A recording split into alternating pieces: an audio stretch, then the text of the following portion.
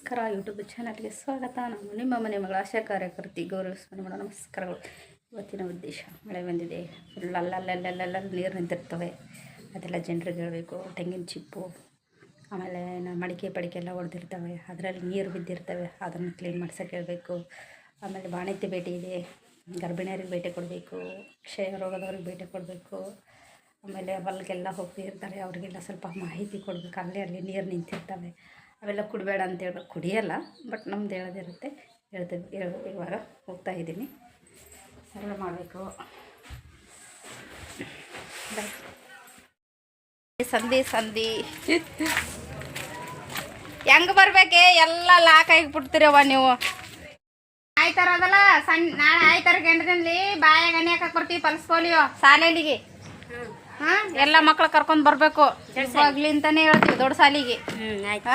5 ವರ್ಷದ ಮಕ್ಳು ಎಷ್ಟಾವ ಅವೆಲ್ಲ ಕರ್ಕೊಂಡ್ಬಂದು 2 ಹನಿ ಹಾಕ್ಸ್ಬೇಕು ಬಾಯಾಗ. ತಾಂಬೋ ಕಾಲು ಮಾಡಿ ಹಿಡ್ಕೊಂಬ ಚೆಕ್ ಮಾಡ್ತೀನಿ.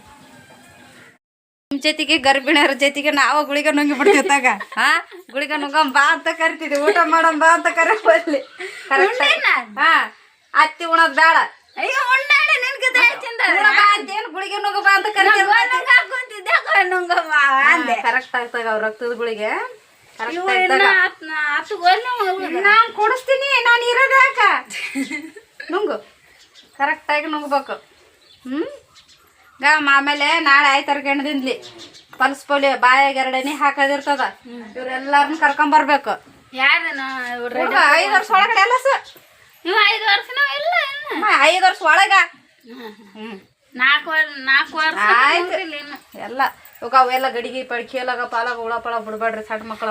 ಮಗ ಏಡಿ ತಂದು ಊಟ ನೋಡಿ ಆರಾಮಿದ್ಯಾಕ? ಪೂಜೆ ಮಾಡಕತ್ತೆ ಮಾಡು.